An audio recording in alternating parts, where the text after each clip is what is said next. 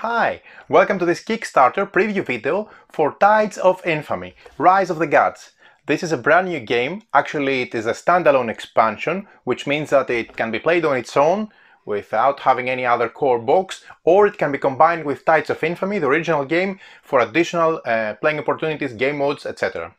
It is a game that has to do with pirates. As you can imagine, we are captains. We have 3 different types of vessels under our control. We have smaller ships and man-of-wars and sloop-of-wars and billanders that have different capabilities, different carrying capabilities, different speed capabilities and different attack capabilities. On top of that, we're going to be upgrading them with various upgrades in order to enhance their performance and use them for our plans. What we want to do, of course, collect marks of infamy, which essentially translates into victory points to a specific amount, depending on the amount of players that play the game, throughout various acts of piracy, from plundering islands, from attacking each other, from performing exceptional pirate deeds, or from plundering precious cargo or precious elements, gems, that we're going to trade off for points of victory, marks of infamy at the Pirate Bay.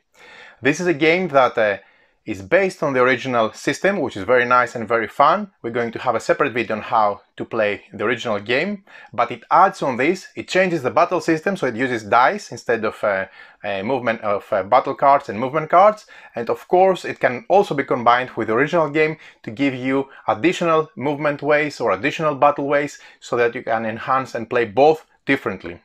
In any case, on its own, this is a complete game that has everything. I had a blast playing it, so join me at the table. I'll show you how the game plays, what are my opinion, and at the end of this video I'll come back with a wrap-up on some final thoughts about the game. Let's go and see how Tides of Infamy, Rise of Gods play in action.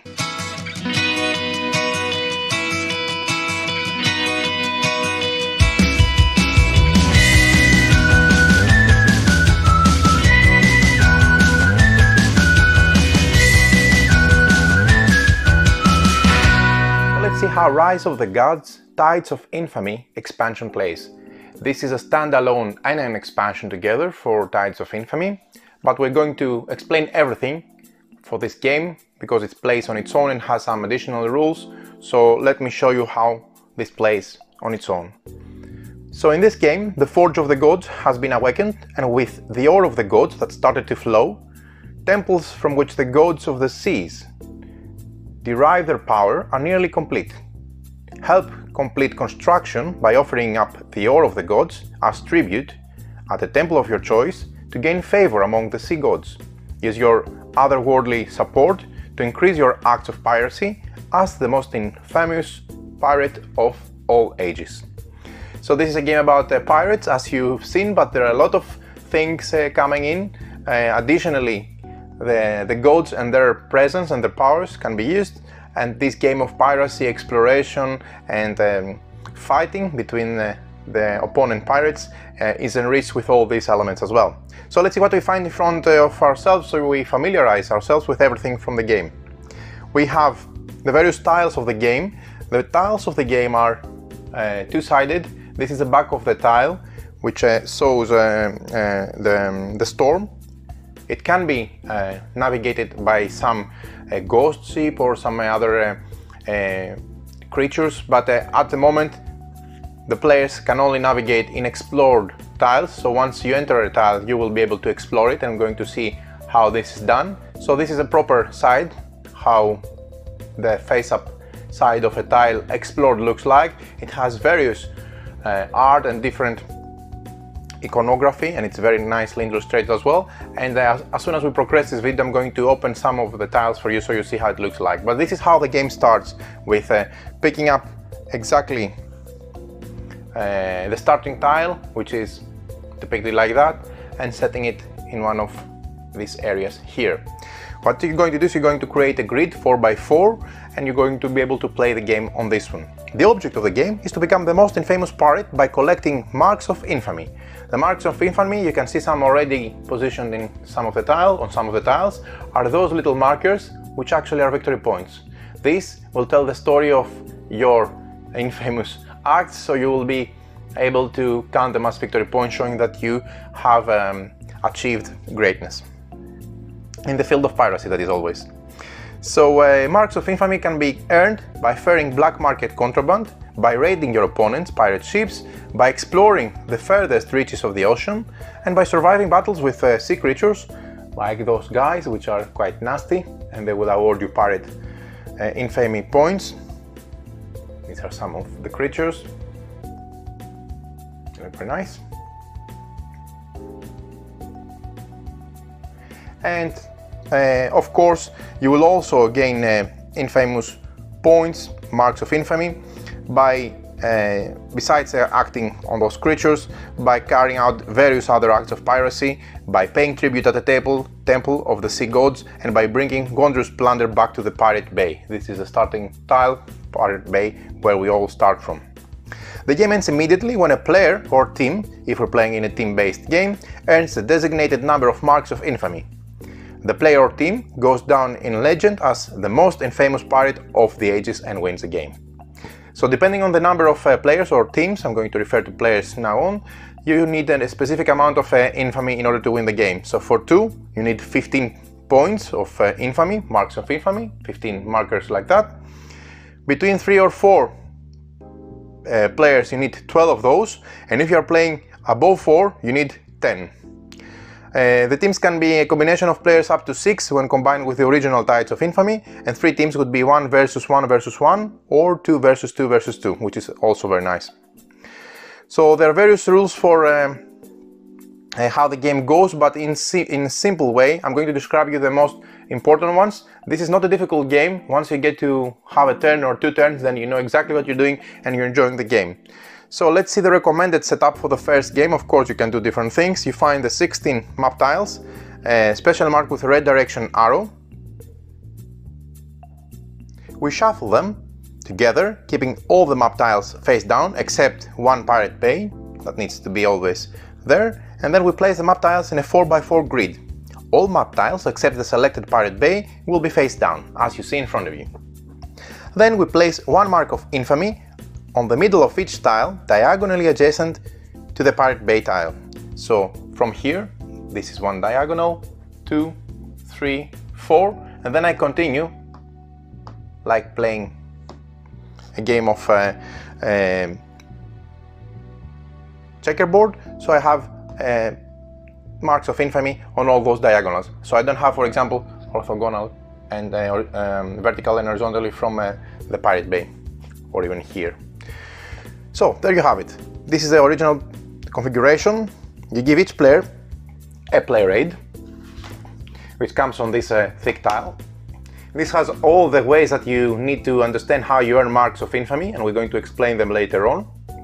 There is a token exchange rate here for convenience, and you see all the vessels upgrades here depending on the size, if you have the man of war, the sloop of war, or the Billander, and all the values for attacking, defending, speed and carrying capacities. This is very useful, and you can always refer to it for quick reference. Of course, from the back side there is a game turn description. You have the harbor phase, the movement phase, and then you have the actions to complete after a player with the last player token that takes a turn, which are essentially to move to the next stage. This is very useful, and it's always next to you, and it's one for each player. You give each player one battle upgrade to place on the dry dock. So first of all, let's see how the dock of each player looks like. This is a dock fully assembled. Again, this is a tile. Keep in mind that this is not connected in any way with the board. I just have them close to the main board for ease of use and showing them on the video. In this theory, imagine that this is just like a blown, zoomed section of the Pirate Bay. So by moving here or here, you go without spending movement points. We're going to explain them later on, but these are not part of the configuration of the board. So we give each player 3 ships in the color of their choice. Here is orange for me. We have the Billander, which is the smallest one, and there is a iconography for this one in the harbor, the respective slot.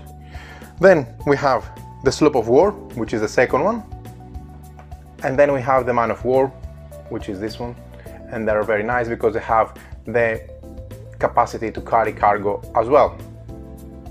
So each player, they're going to take again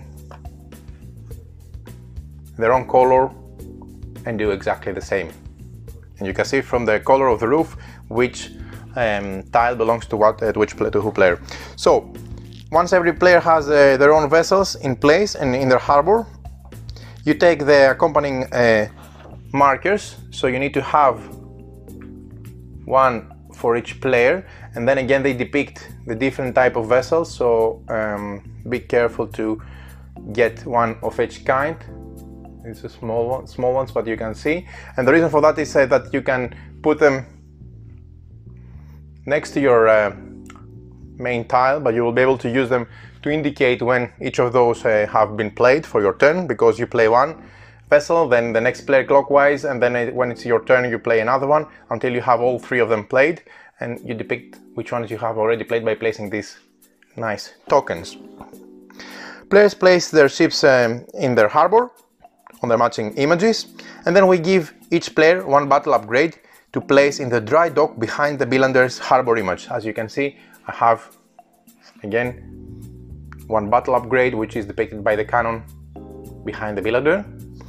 Then I have one sail upgrade to place behind the sloop of war, and two battle upgrades to place behind the man of war.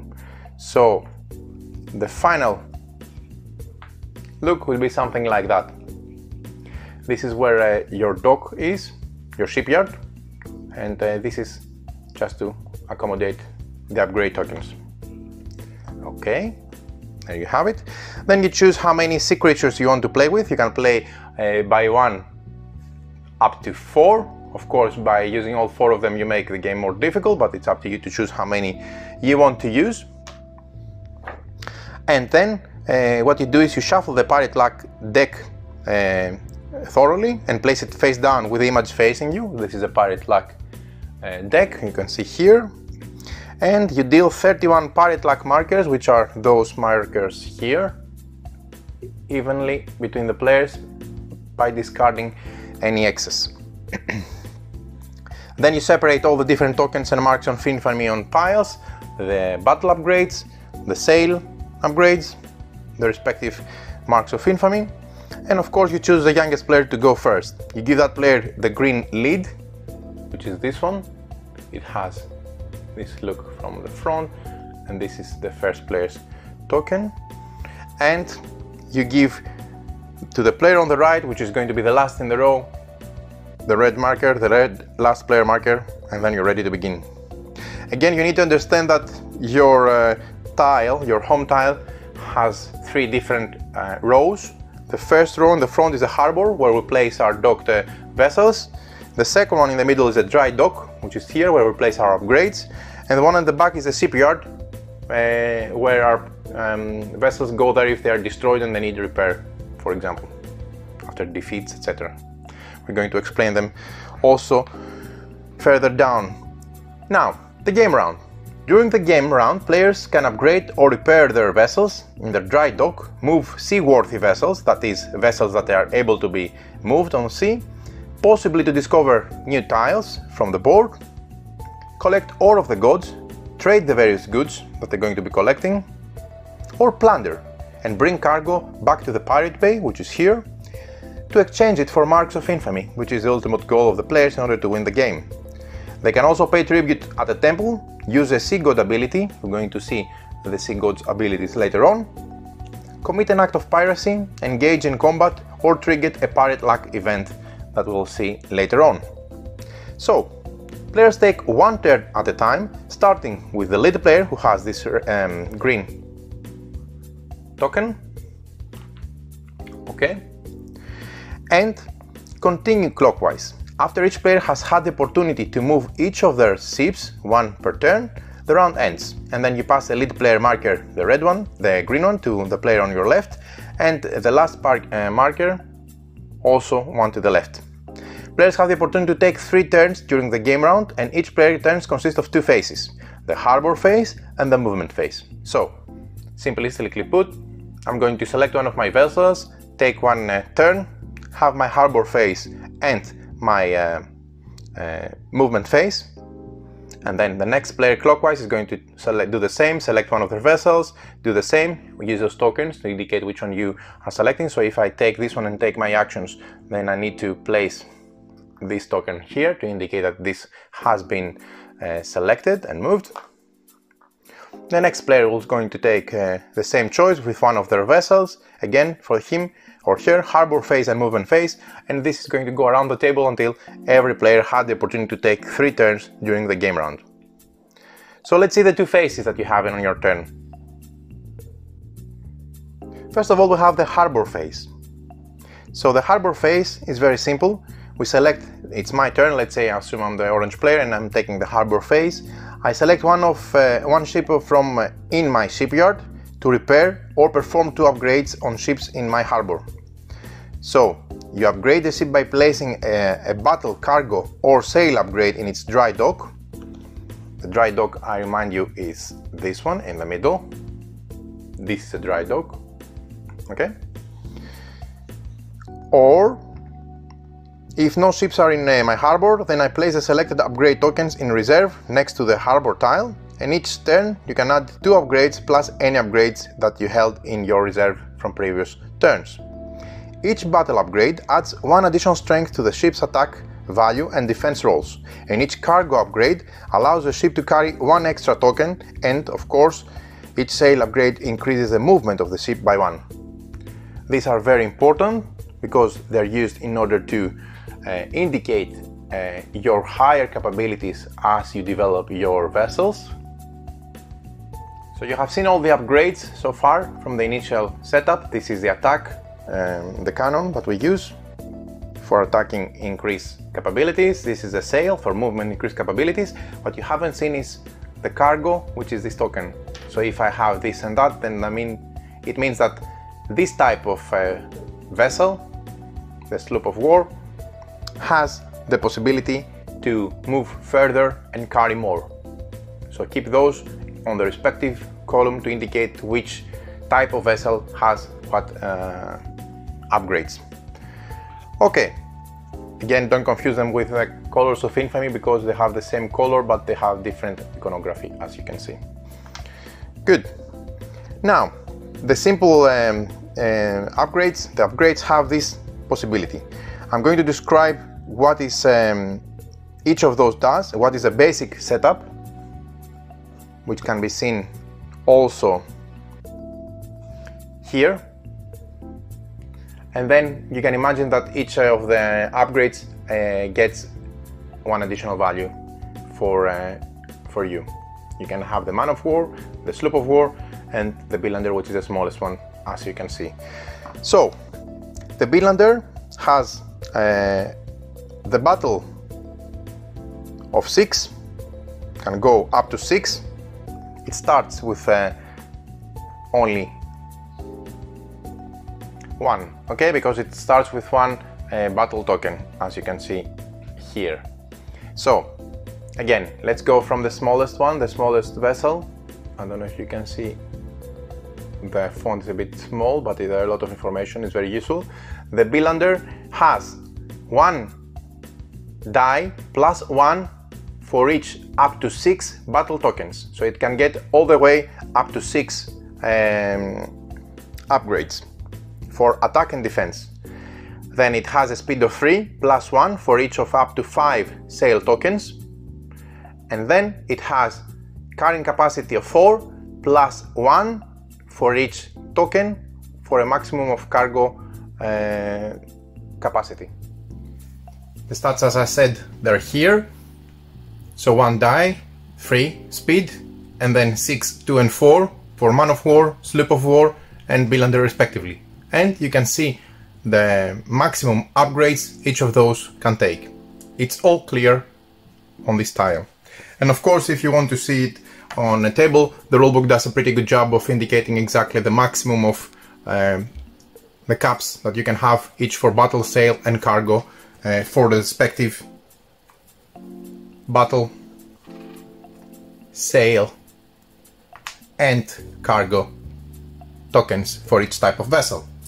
Now, recapping, the first phase is the harbor phase, where you can either repair one ship on which is the back of your tile, which is the shipyard, or prepare and do 2 upgrades on vessels that they are in the front row, which is your harbor, and that's either or.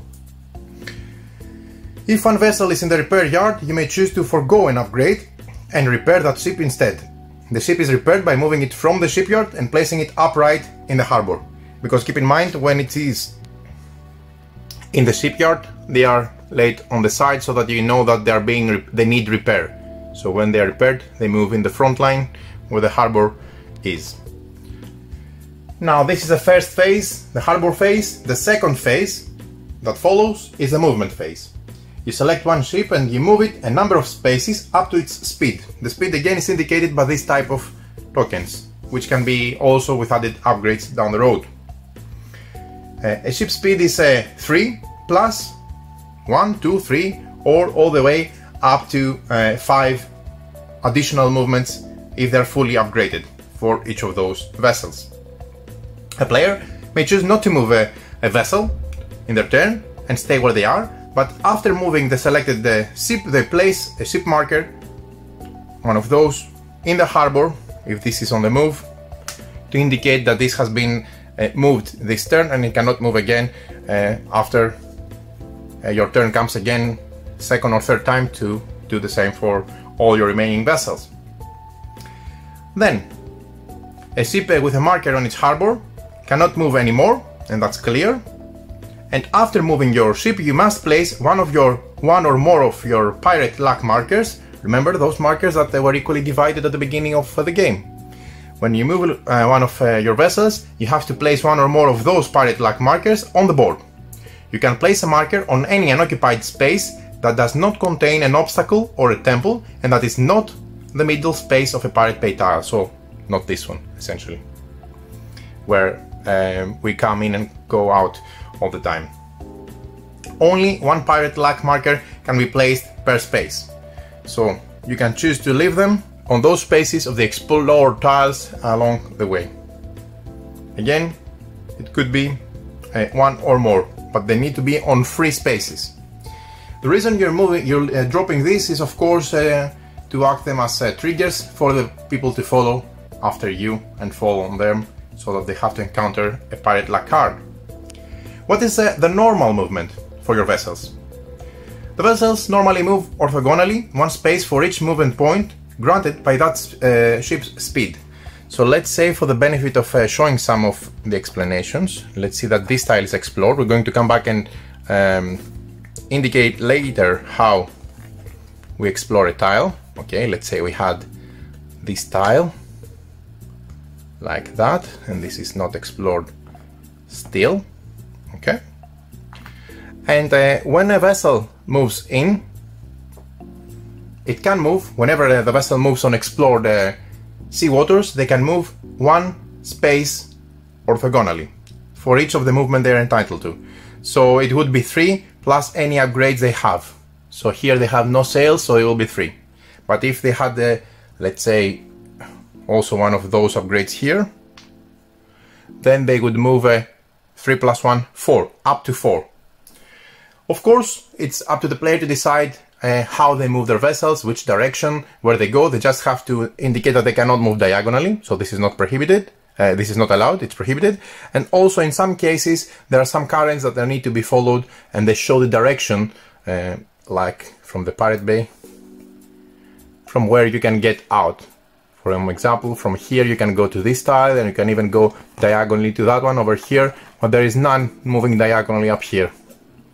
And everything, and you have currents in multiple tiles, so this applies in all of those. The important thing to note, and I'm just taking again this here to show you, is that each tile is consisted of 9 sections. There's a grid 3 by 3, as you can see, and there is also an arrow on each section with a direction. Of course, there could be some obstacles, some art, some points of interest where you can interact, like these temples, etc., or some impassable obstacles, etc. So the idea is that when you explore, keep in mind that this is like that. So when you explore by moving 1, 2, when you're going to explore, you're going to open a tile and orientate it in a way so that the arrow matches the way you're coming in from. So it should go like that, and this applies for all of the tiles. Your own vessels may sail through the same space, but may not stop in the same space, and if you enter the space of an enemy vessel, your movement stops and a battle will begin. If you enter a space with a pirate luck marker, for any reason, if there was a pirate luck marker here and I enter the space, then my vessel will momentarily stop and a pirate luck event occurs. We'll explain how these pirate luck cards unfold and what happens when they're activated later on. If you enter a space with tokens on it, you may load them onto your vessel. This doesn't stop your movement, meaning when you're collecting tokens, you may jettison unwanted tokens to make space for new ones, and jettison tokens are always left on the map space where you currently occupy, and other vessels may collect them later on, or you can do the same. So for the benefit of example, you could have some kind of previously dropped in cargo, let's say here, and you can take them as long as they don't exceed your capacity based on your stats, and put them like that. As you can see, this is very convenient because they can be held in the middle of the vessel. This is modified depending on the upgrades, and each vessel has different cargo capabilities and they are boosted with these tokens, similarly like the battle and the sail. But at any time, if you want to exchange because you are at your full capacity, then what you need to do is you need to you can jettison some because you don't have enough space to take some other, and you just drop them on the space where you are, or collect them from the space that you are, without interrupting your movement. This is the most important thing to remember. So, quick rule about the team mode. If you're playing team mode, both you and your teammates take turns together coordinating movements as a team, and your vessels may share a space, a sea space that is, with your teammate's vessel without triggering a battle, of course. You're still prohibited from sharing a space with your own vessels. Now there are some special movements for all seaworthy vessels, and these apply in the following order. For example, when you explore a new map tile, we already indicated that when you move in, you have to open. Let's say I was here and I had to move again. I was here and I choose to move downwards. Then I would collect any infamy points as long as I have them on tiles that I'm exploring, and these are points, remember? So you can rush to explore tiles that have tokens of infamy on them. When you open the tile, then you have to, as you can see, rotate it in a way that it actually matches your direction, and then continue your movement, of course. This will unfold in a way so that various different map tiles are linked. Let's say I was exploring later on that side, and then I was going up. Of course, I'm doing different things just to show you how it would look. There are cases that you may run on obstacles and you have to encounter for obstacles, and there is a way to encounter for obstacles. But in all cases, you can see that you have different arrows that you need to always orientate in a way that it actually matches when you're entering a direction. And this will create a beautiful map. That's why I'm rushing to make some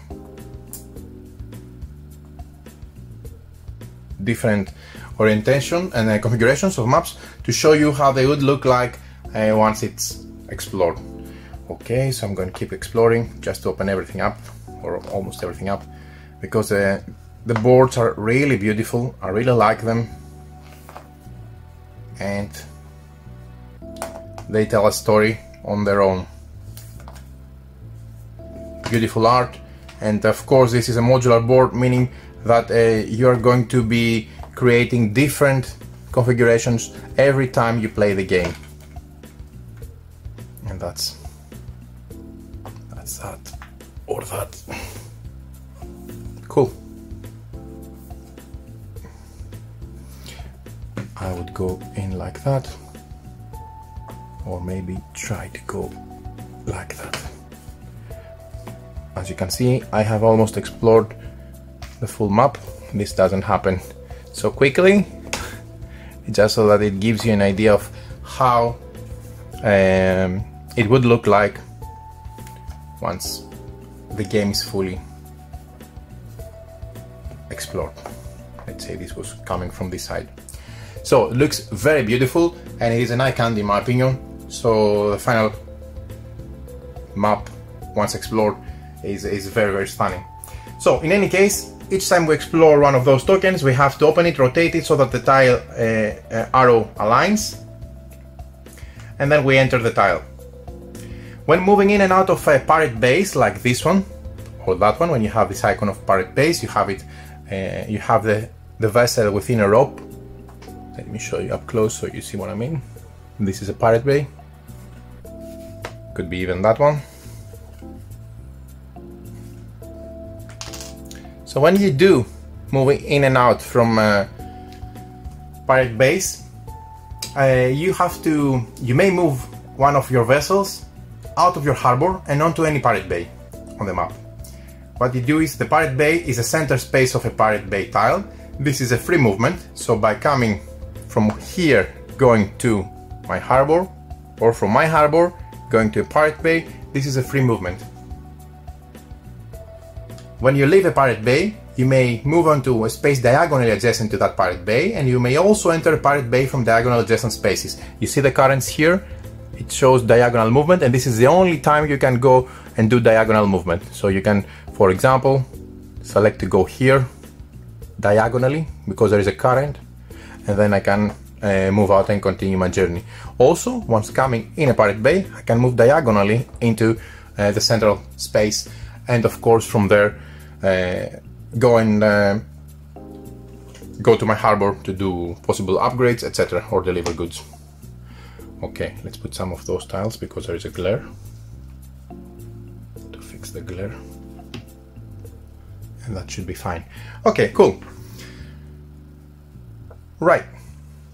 You may not occupy Pirate Bay, so you may not stay here and occupy it. This was just to show you that you're moving from here to here, so you're not blocking it for other players.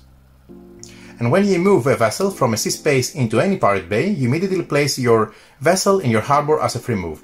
If your vessel re-enters your harbor through movements during your turn, you can upgrade the vessel and move it back out of any Pirate Bay if you have remaining movement points. So you can go from there, do an upgrade, and if you still have remaining movement points, get out from this one because you are interested in this section of the board more. When entering a Pirate Bay, you exchange your tokens for marks of infamy, and this is why it is important to manage to live without being attacked with precious cargo and deliver it in your harbor through the Pirate Bay.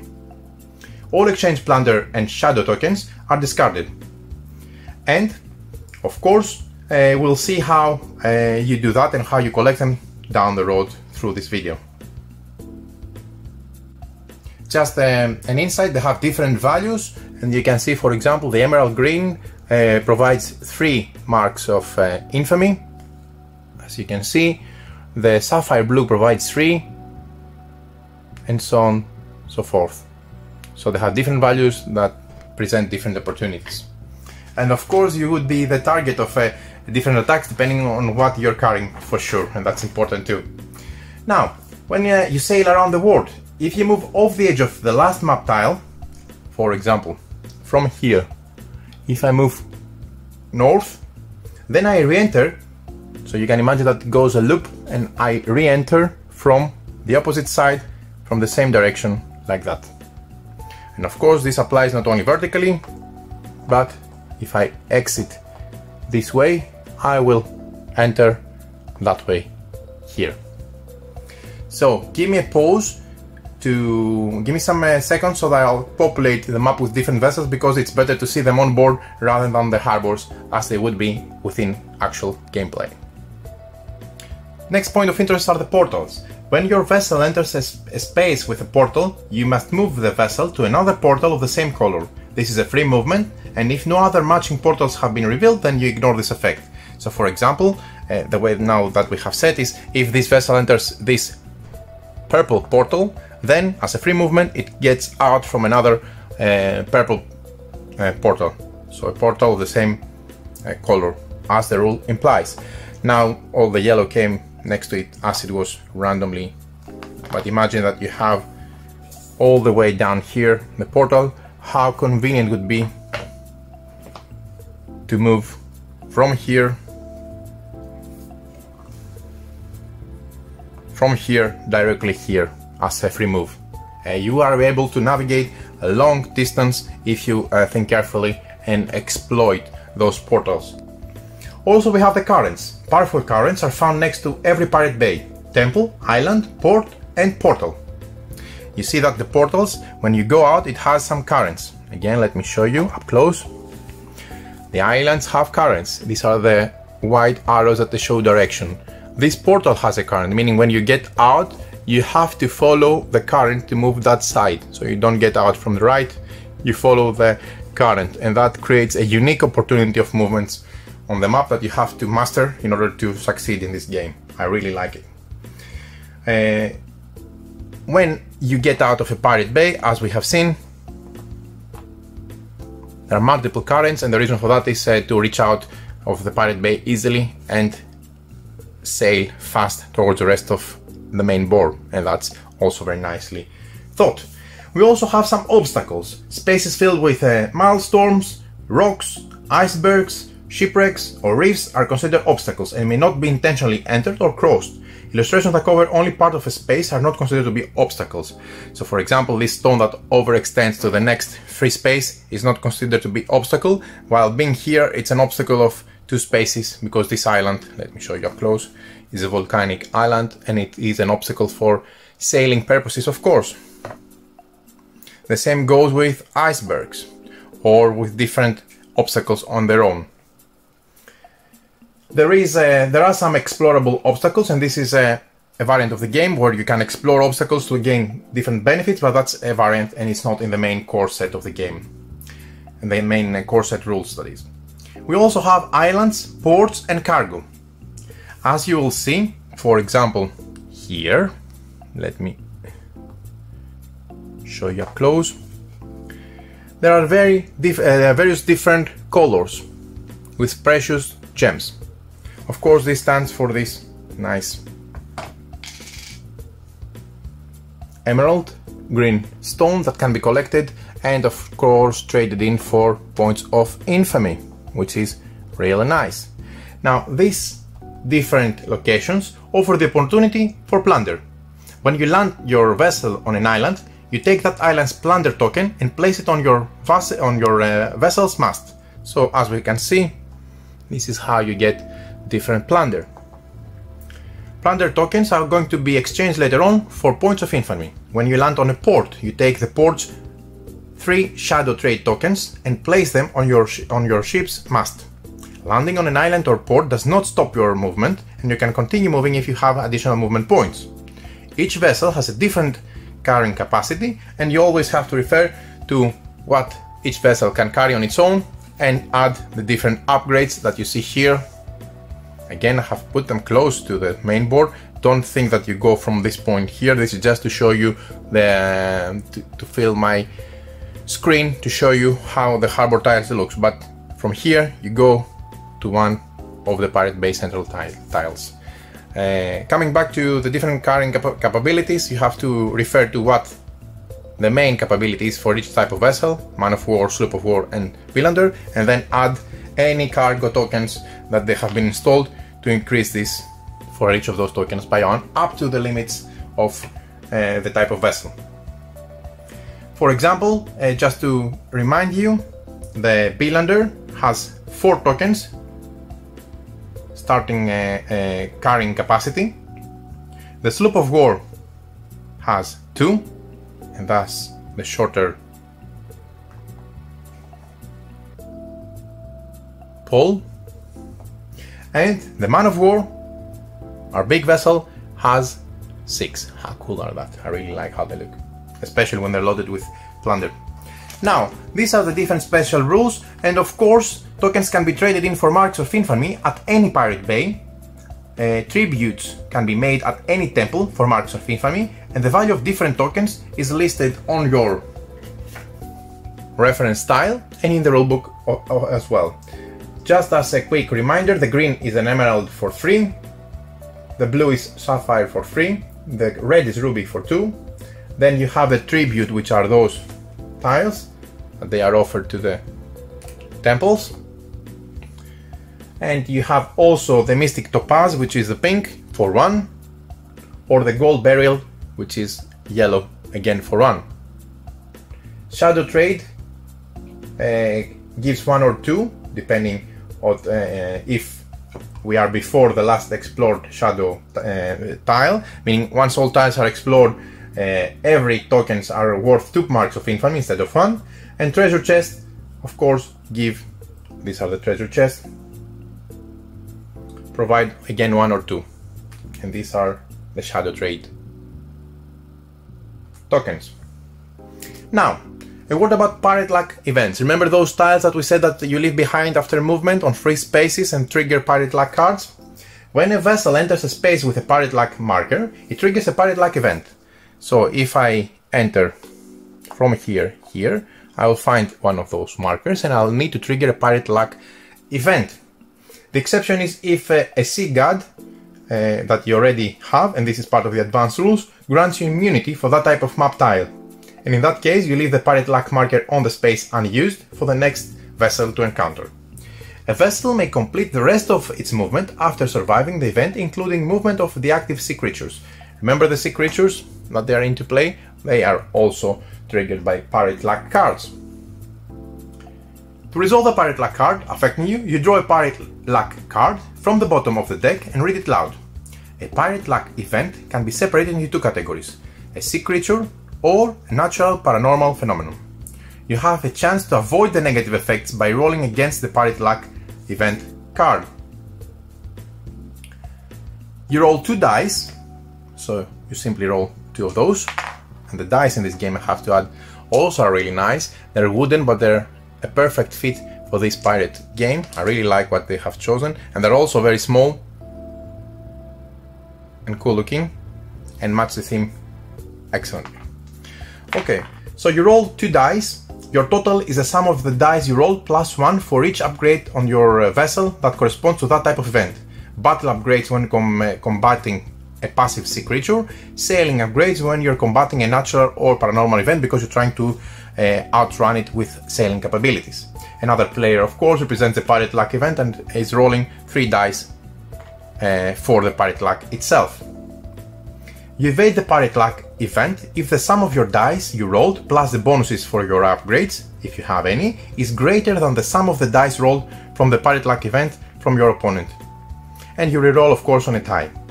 After the event has been resolved, the active sea creature moves, and we see the active sea creature section that we're going to describe later on to see how this is forcing the creature to move. We'll explain it later on.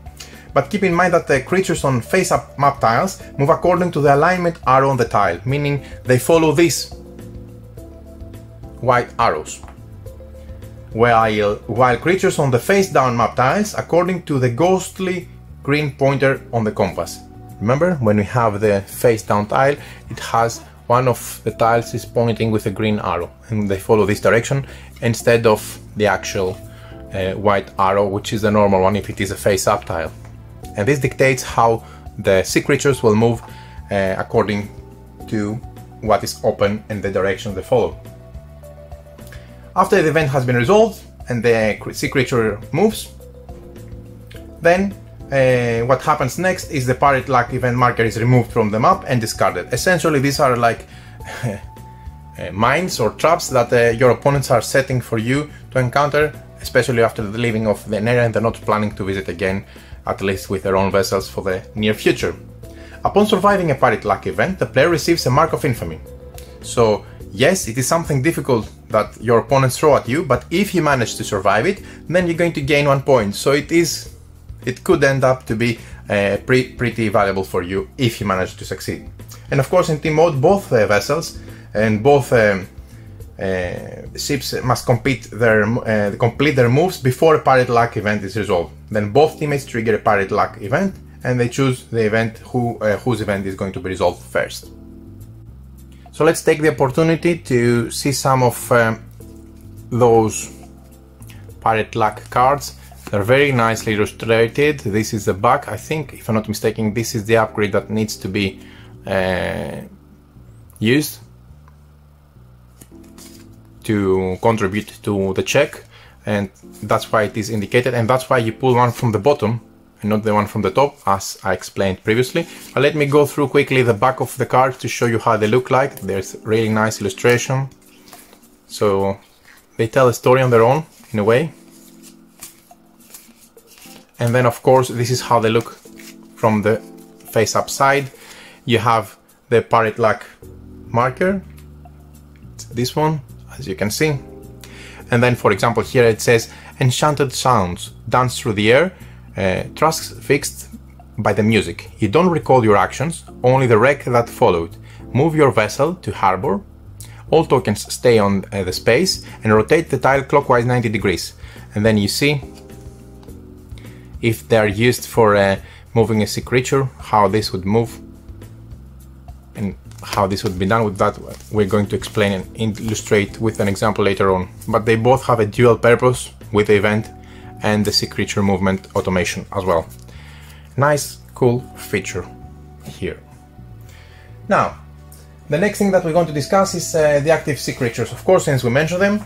So you have the different creatures. The first map tile, Explore, containing each of the selected sea creatures, triggers the appearance of that respective creature, matching the illustration. Of course, they're different. Here, for example, this would be the place where this sea creature pops out. Here you get the close, that's the case, or you have also here close, where this creature will pop out.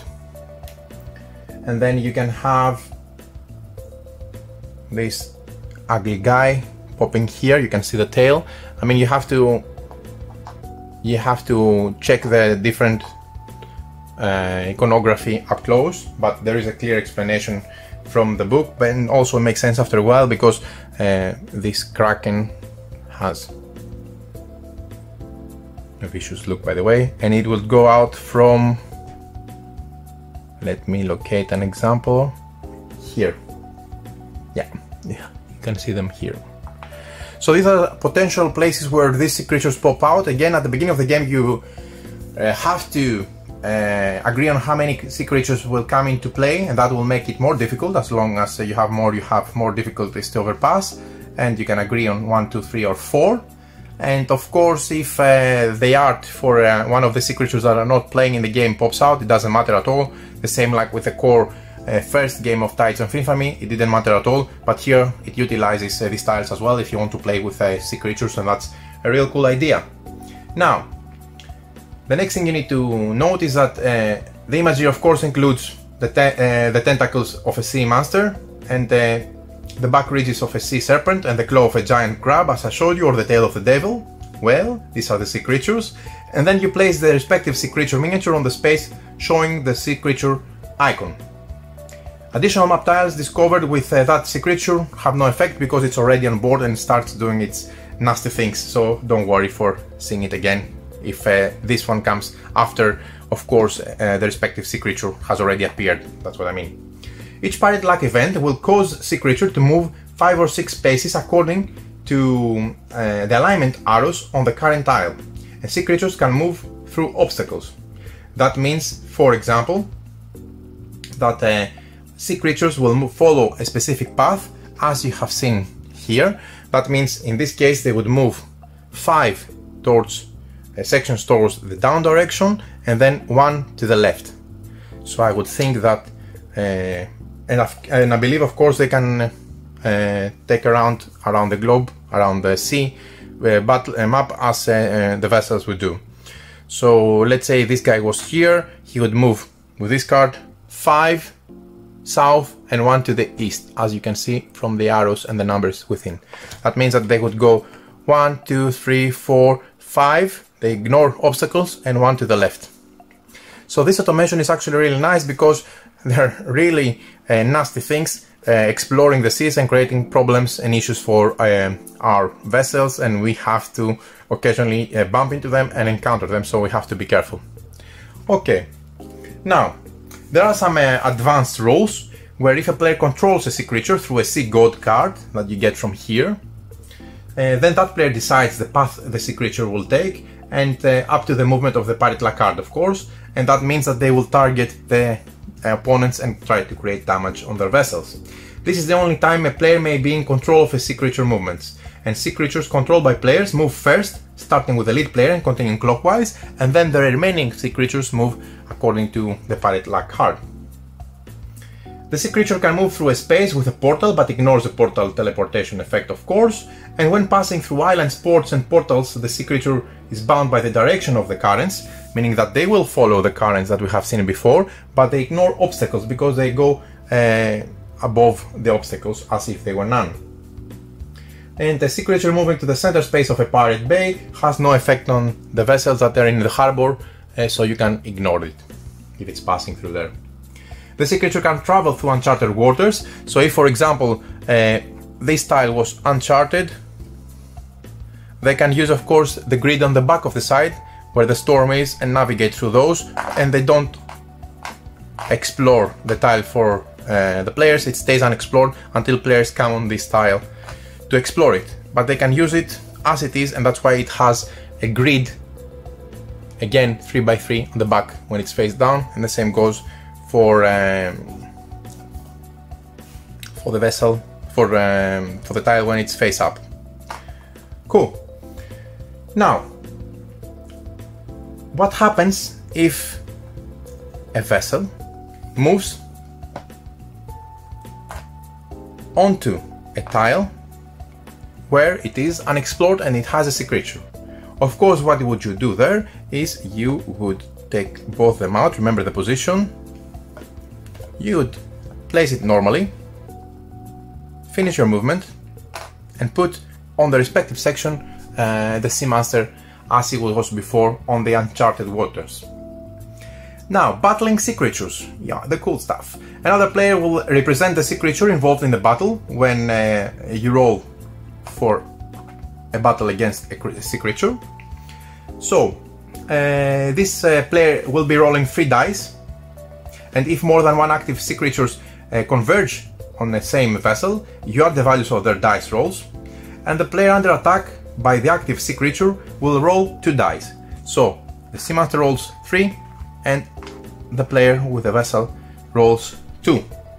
The player's total attack value is the sum of the dice plus 1 for each battle upgrade they have on their specific type of vessel. So this guy has none for this one, but if they had, let's say for the benefit of the example, 1 battle upgrade, they would add 1 to their total. So 5 plus 1, that would be 6.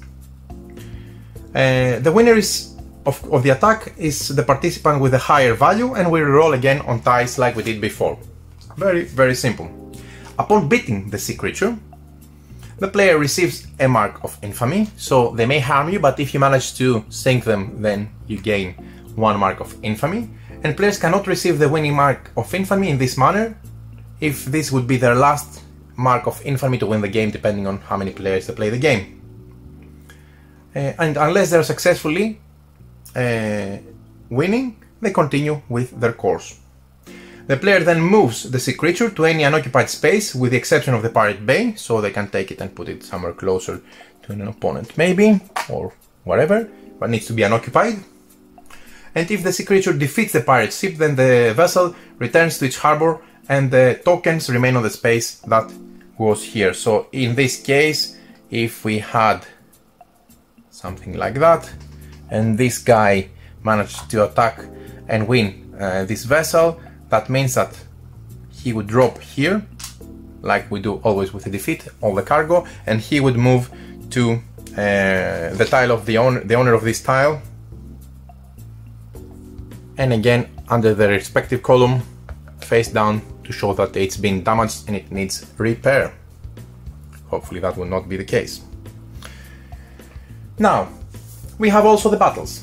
The battles is the main portion of the game, and when a vessel enters the same space as an enemy vessel, a battle is triggered which will be resolved after the players holding the red last player token, remember this guy here, has taken their movement phase.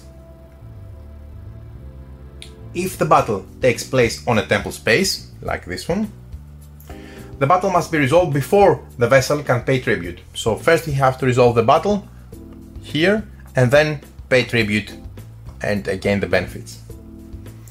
Battles are resolved in the order in which they were triggered, and each player may have at most one vessel in any given battle, and multiple players may all participate in one battle by moving their vessels into a contested space.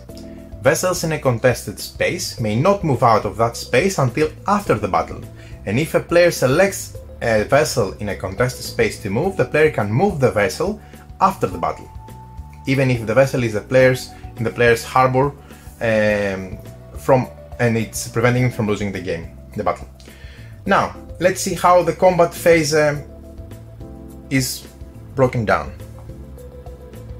Let's say for the benefit of the example, we have this guy here battling this guy here on this space, and also there is this guy here also in this space.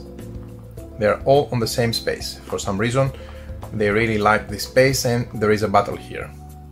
Now these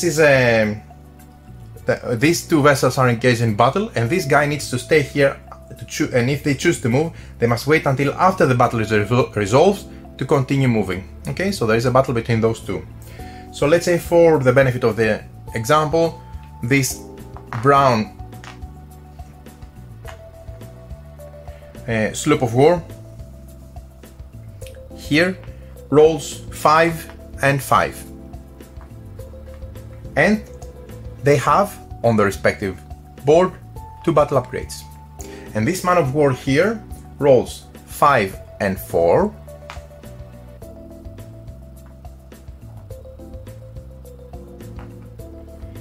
and they do not have any battle upgrades.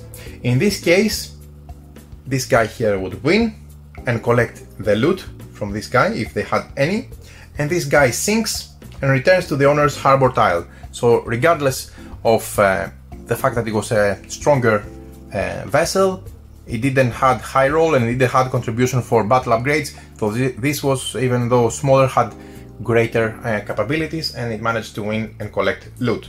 So you don't completely destroy the vessel, it doesn't get out of the game, it just breaks and goes into the respective section, but at the back side, you cannot see it now, maybe I'll show you once again, dropped on the side to indicate that needs repair, and we've seen when we can repair our vessels. Otherwise, that's how the battle is resolved. If a sea creature is on the same map tile but not on the same space as the battle, it will still join the battle.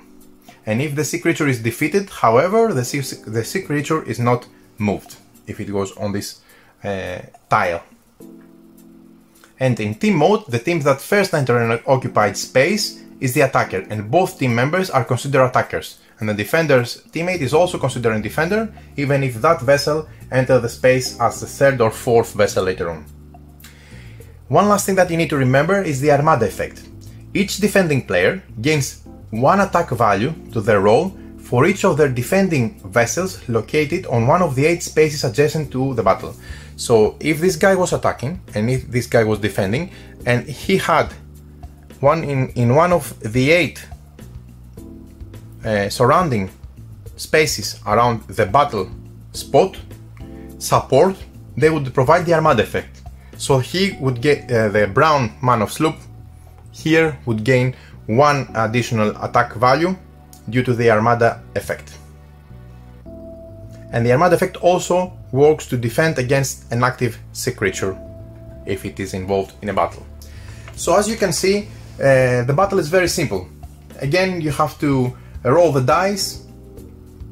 All participants resolve their contest by rolling 2 dice and adding 1 for the sum to their sum for each battle upgrade. So he would roll 2, he would roll 2. Always we roll 2 versus 2 dice, but we only add +1 for each upgrade, battle upgrade we have. So it doesn't matter if you have a small or large vessel, we always roll 2 if we're attacking or defending. It's just that we roll differently depending on the amount of battle upgrades we have. So we need cannons, battle upgrades for battle, as it would make sense. Pretty much simple system, and it works fine because you can enjoy also the rest of the game and not waste too much time on battling, because there's going to be a lot of battle all the time here. Then we have the salvage phase. The salvage phase, after the battle, you remove all shadow, trade, plunder and treasure chest tokens from the losing vessels and place them on the battle space where the battle was lost, and you add a mark of infamy for every losing vessel to the battle space and for every defeated sea creature. Then you move the losing vessels based on if it was the attacker or defender. So if your role was an attacker, you will place your vessel in your shipyard, killed over, if the attacker lost, like here. But if the losing party is a defender, then you take him and you place him on your harbor, but not killed. They are ready. Sorry, this is a position for the sloop of war to be able to immediately get back into action through a pirate bay section, and again potentially chase their opponents and do stuff. So vessels that move to the shipyard will be out of action unless repaired, as it would make sense for every broken, damaged vessel that is occupying the shipyard space. The winning vessel collects as many of the shadow, trade, plunder and treasure tokens of the losing vessels from the space that they dropped. So for example, if they dropped, I don't know, all these, for some reason they had a fortune on them, you can collect whatever you want, of course. So again, the winning party can get as many plunder tokens as they wish, and they can jettison some of their tokens in order to get more valuable, etc. Keep in mind that the winning player also collects up to 3 marks of infamy in the battle space, so if for any reason there were more than 3, any remaining marks of infamy are discarded. And finally, the victorious vessels may move 1 space to an unoccupied space outside the battle space. The end of the round, after each player has had 3 turns, 1 for each type of vessel, and had the opportunity to move each vessel once, unless a vessel was chosen not to be repaired, the round ends. To begin the next round, you pass both the lead and last player markers, which are those. The lead is the green and the last player is the red. One to your player on the left, and then the next round begins. You remove your vessel markers from your harbor tile, where you were indicating that, for example, all 3 of them have taken a turn, moved and played.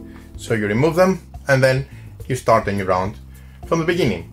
This is a core basic game. It offers a lot of interesting choices, a lot of things to go after. The map is different every time, so many nice opportunities. There are also advanced options that you can use to increase furthermore your experience. One of those is the Pirate and Sea God cards.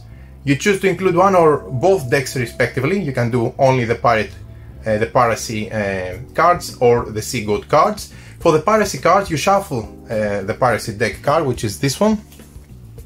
Has this back with this nice pirate, and you shuffle this deck, and during the harbor phase each player draws 1 piracy card at the beginning of their turn, unless there are no more to draw.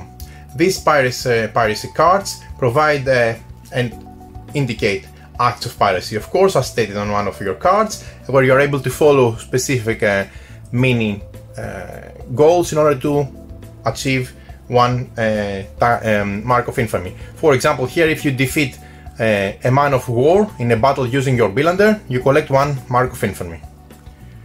Or, for example,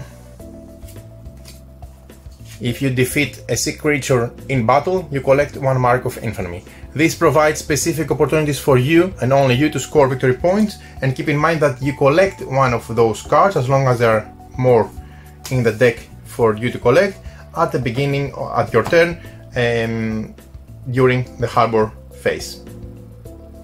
The Sea God cards, which is another deck as you've seen here, provides numerous sea gods, as you would expect. The art is very nice here as well, and they all have different abilities and different special abilities. For the setup, you have each player roll 2 dice and reroll one die, and the player with the highest sum gets to select one of the Sea God cards to start with, and then you continue clockwise for the rest of the players to do the same. Include the Forge of Gods volcano tile and at least one temple tile, like that and like that, when playing with the Sea Gods. And you shuffle the Sea God cards and place them face down in a near position next to the board for people to be able to achieve more. Once the Forge of the Gods is explored, this section here, Ore of the Gods is on the table. You place 12 tribute tokens. These are these tokens here, but they are square with a hole. You place 12 of those tokens here. This is where the precious ore comes out, and the tribute tokens can be accessed from any of the 4 volcano spaces, as you can see, either here, here, here, or here. And of course, these spaces are saleable. You may not carry more than 4 of those markers, so the maximum you can carry are 4. All of them will come on this space. This is going to be the source for those. I'm just putting 4 for the moment, but you can only carry 4 at any given time. The vessels jettisoning their tribute tokens or losing a battle at the sea place their tribute tokens back on the forge, so they are returned to their original source. Sea God cards are gained by paying tribute to the Sea God. When you land on a temple, and for example this is a temple here, or this is a temple here, when you land on a temple, all the tribute tokens that you carry on your vessel are given as a tribute. You place the tribute tokens back on the Forge of the Gods, so if you were carrying 4 of them, you land, let's say, on this temple, you deliver them, and then you place them back on the volcano. And of course, you get to draw 1 Sea God card for each tribute token you delivered. Select 1 and return the remaining cards to the bottom of the sea. So you get to select more. If you deliver 4, you get to draw 4 of those cards, and there is a lot of different possibilities, various gods that provide numerous advantages, depending on the god. And for example, they have some special ability on the top and some possible immunity for a sea monster at the bottom. Now, the Sea God cards grant 1 to 3 different types of special abilities and benefits. You can have the Sea God aura, which we can see, for example, here at the top. Gain 1 extra bonus movement after winning in a battle and gain 1 speed. They can have a special ability in the middle. Special ability add 1 roll when attacking. And you can have the bottom row, which is immunity to specific pirate luck event card, and that's why you have the back of the art, because this art here can be found on these pirate luck cards, and then you're immune to this type of cards when you carry this Sea God with you. So that's very interesting, because of course this changes a lot the game and opens up for many different strategies and opportunities. So you have to chase the Sea God cards, because they offer a lot of advantages, of course. And another different set of rules is the map setup. You choose 1 layer or 2 layers where you have the Cataclysm. So essentially, I'm just going to show you on the rulebook. What you do is you place a second set of tiles on top of the previous one when you combine with the original Tides of Infamy map tiles, and that's where it's considered to be also an expansion, not only a standalone game. And what you do there is, of course, regardless of the chosen configuration, you need to have at minimum the top layer of the map to include 1 Pirate Bay tile, 3 port tiles, 4 island tiles, and if playing with the Sea Gods, also 1 Forge of the Gods and 1 Temple of the Gods tile for you to deliver. and you create essentially two layers of maps, the bottom layer and the top layer, and all tiles except one Pirate Bay on the top layer should be face down. So imagine you have face down everything and face down again everything on top of them, and only one Pirate Bay like that face up for the game to start. Now that's very interesting because it gives additional layer. The rules explain how you can use the God Cataclysm card and how you can navigate through two layers of actual exploration tiles, and that's very interesting, but I'll leave for you to explore on your own. This opens up another different way for you to play the game. Also, we can have explorable obstacles that I mentioned throughout this video, where you can explore obstacles for gaining different benefits. And the last thing that I want to mention is we have explained the movement style, where we have the basic movement style that we have in this game, but you can also choose to decide to use the movement style with movement cards, which are originating from the original Tides of Infamy, where you don't have 3 movements plus any upgrades for your different upgrades. You have deck of cards with different movement cards that you use to utilize movement on your vessels, and sometimes specifically on each type of vessel. And this is a completely different take on the game that offers a different experience with the different card movements. In addition, you have the different battle style. Here we explain how the battle occurs with the dice, but you can choose to incorporate the battle cards again from the original Tides of Infamy, where you can use it as a battling system where you don't roll dice, you don't have any dice at all, you use deck of cards with battle cards, and you're trying to make sets to win your opponent set, and that's very interesting. So there you can have the Scuttle Sea choice for battle cards, or the Red Sky, which is the more advanced, and of course you can have the combination, and you can have the first one for the more simplistic approach and the second one for the full experience.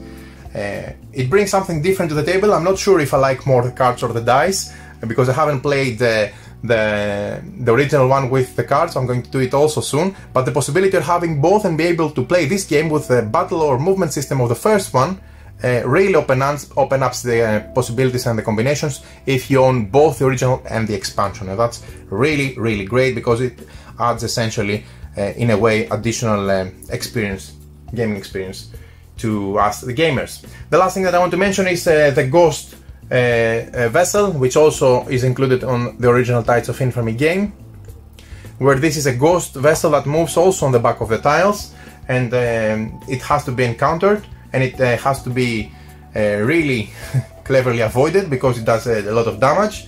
The player will have to sometimes face the ghost vessel, and this will create damage. So this is another optional rule to use. And you can of course also have the hardcore rules, where anything that sinks your vessel sends it to your shipyard instead of your harbor, and then it will be more difficult for you. You'll need to repair it first before getting it back seaworthy on the open sea spaces. So there you have it. The base game on its own is full. It has a lot of things to offer, but all these options as additional variants, if you may, for movement, for explorable obstacles, for the ghost vessel, for the creatures, for more difficult rules, for the different battling system. There are 2 battle systems if you use the cards that replace the dice system. All offer different things for us to explore.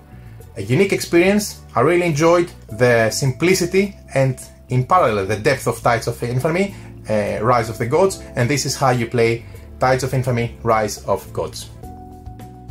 Okay, there you have it. This is how you play Tides of Infamy, Rise of the Gods. So what are the things that I recommend about this game, and what are the aspects and the pros that caught my attention? First of all, this is a very simple game to get into, yet it presents numerous options, different strategies, and a ton of ways for you to collect victory points, essentially the marks of infamy. It is a game system that is simple for even beginners, but it has depth and has options and opportunities even for advanced and experienced gamers. What I really enjoyed, first of all, is the modular board. Every time you're going to encounter a completely different map, orientation, different strategies, different opportunities, different things to go after, etc. You can adjust your plans on the fly as long as you know what is your main goal. You need to collect the specific amount of victory points, but you can collect them from so many different sources that gives so many opportunities. Also, the aesthetics of the game are really nice. I like how each tile is divided on a 3x3 grid, meaning that it shows that it can be navigated as Uncharted from Ghost Ship or from Sea Monsters, that it can also come in and enhance the gameplay, or it can be explored for numerous victory points down the road, to go and find different places to plunder, different places to get gems, or to opportunities to go and deliver, especially in this one compared to the previous one, to go deliver the ore of the gods, which comes from the volcano, delivered into temples, so that you're able to gain the opportunity to have some sea gods under your influence and enhance your gameplay. Of course, you can play without all this, and this is another thing that I like about the game, that you can take it in a modular kind of way. You have the core set rules, which is pure take that, attack each other, pick up and deliver for victory points, or you can gradually add complexity and additional things, meaning include 1 to 4 sea monsters that they navigate like NPCs and do damage to a lot of people. You can add the pirate ship, which was also included on the first game, the Tides of Infamy core box, which acts again as a pirate ship that steals cargo from precious cargo from you, navigating through sea water. Or you can also add the sea gods, which are special abilities that you gain once you go and pick and deliver some of the ore of the gods to the specific temples. All these present numerous opportunities to enhance the experience, give you more ways to play the game, and deliver a final fantastic game experience. I really enjoyed, first of all, the simplicity of the game, both for this one and the core one. This is a standalone, you don't need to have the initial core game of Tides of Infamy to play it. You can play it out of the box, but you can also combine it for even more possibilities. What I also enjoyed, besides the simplicity, is the modular board and the flexibility, and the way that the rules can be added side by side, step by step, so that you don't overwhelm some newcomers with all this information. Not that it's completely complex if you have it all laid down on the table, but in any way it's better to have it let's say fed to newcomers in a stepwise manner, so that they can digest them easier. A game that I can play with non-gamer, casual gamers, or with experienced gamers, and have an equally pleasant experience from both of those groups. I really enjoyed Tides of Infamy, and Tides of Infamy Rise of the Gods, I think, gives even more opportunities to play the game and even more depths to the strategy layers, and I really recommend it to give it a try. There's going to be a Kickstarter campaign soon in order to get this game funded and published and distributed widely, so maybe they explore and maybe they unlock additional stretch goals, we'll see. In any case, the experience was fantastic, I really had a blast, and I highly recommend it. This is Tides of Infamy, Rise of the Gods. Check it out!